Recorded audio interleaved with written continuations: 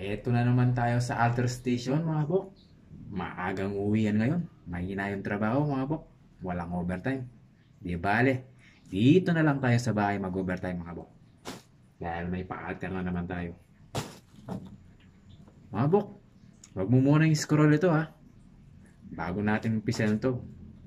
Baka pwede mo naman akong pengin ng isa ng konting like man lang dyan. Pa-follow, pa-share, o pa-subscribe. Tara mga bok, gawin natin to.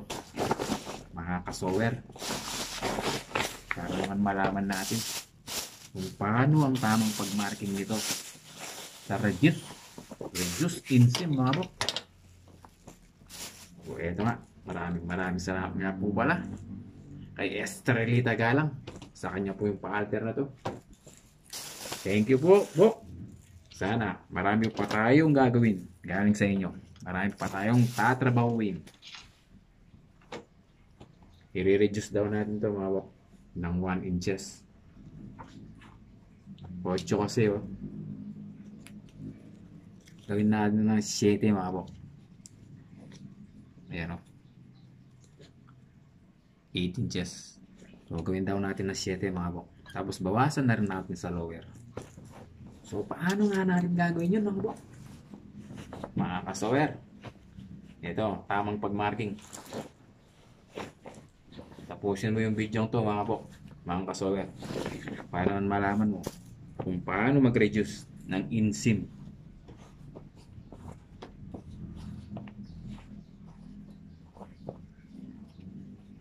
Siyempre mga bok, pinaliktad na natin to. So mamarkingan natin ngayon to.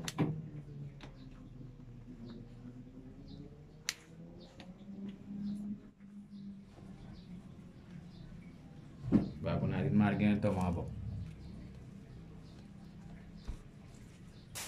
tap muna natin yan sa lower. So 1 inches daw mga bok.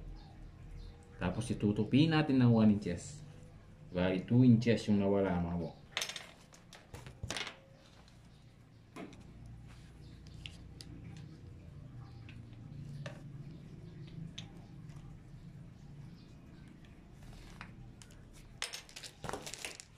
Ito na yung mga bok. So ikakat na natin to mga bok.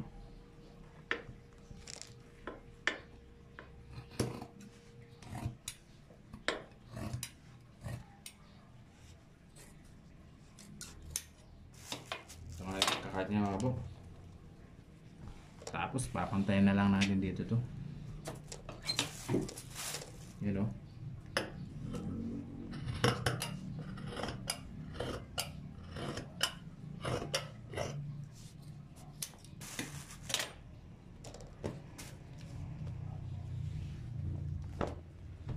Kukuha tayo dito sa insim mga bok. Para hindi masira yung shape niya dito sa bewang.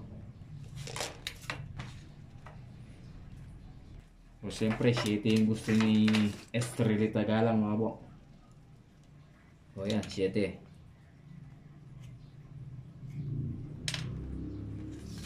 Iti-diretso natin hanggang dito yan mga bok.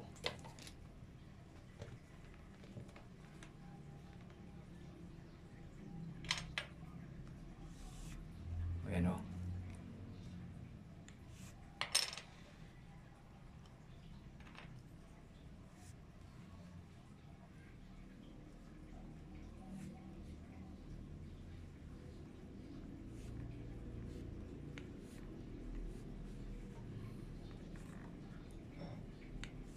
Kapalan natin lang ng marking niya mga bok. Kapalin natin.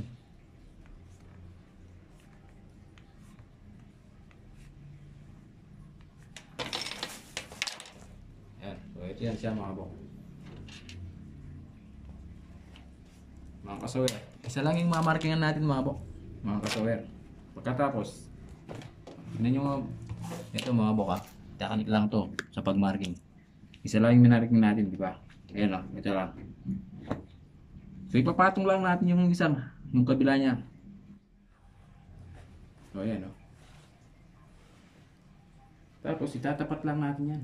Ayan o. Ayan mga bok, mga kasawer. Itatapat mo lang yan. Ayan o. Tapos, gaganyan mo lang yan mga bok. Ayan o. Ayan mga bok. Ayan. Didiin mo lang siya ng ganyan mga bok. O, pagkatapos yan mga bok, pag nakatapos nung diniin mo yan, makikita mo na yung marking niya. Ayan o. Babakat na yan. Ayan yung marking niya. Yan lang ang tamang pagmarking mga bok. Yung technique sa pagmarking. Isa lang ang mamarkingan mo. And then ipapatong mo.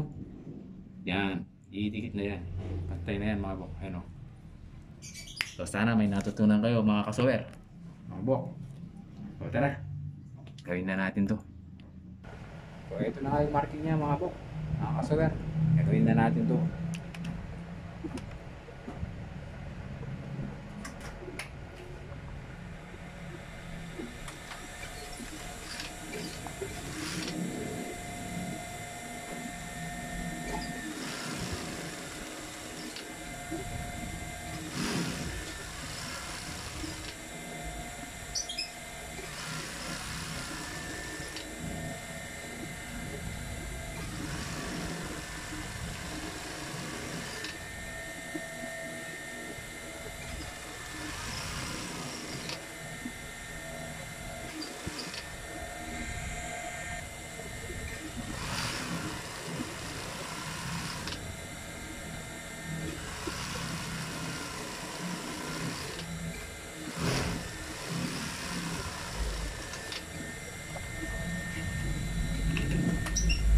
Siyempre mga kabok, mga kasawer, siguraduhin natin na pantay talaga to.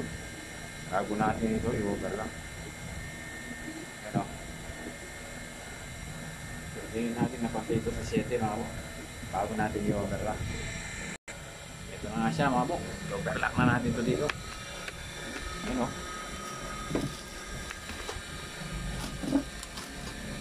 Siyempre, bago natin i-over lang ito mga kabok, tingnan natin yung tension dito. Napakahalaga ng tension nito mga bok. Overlock.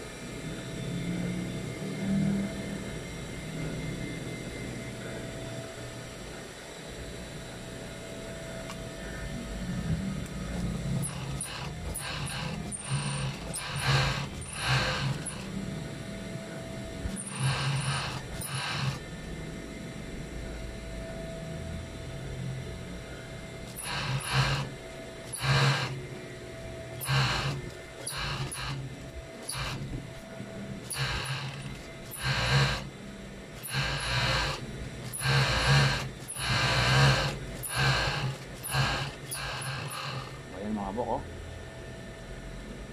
O tara mga bok, single naman natin ngayon to. Ito nga mga bok, sisinggalin na natin to.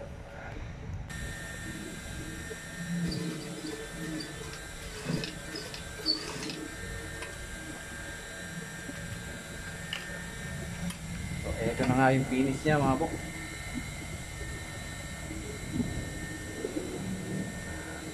Dapat pantay siya rito mga bok. Yan oh. 7 mga bok.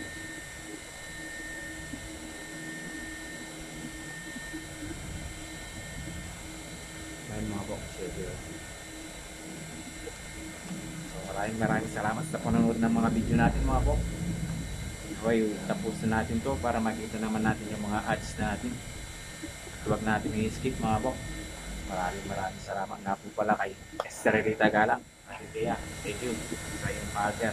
God bless po sa inyong lahat. Sana may natutunan naman po tayo dito. Good night po. Thank you po. Salamat.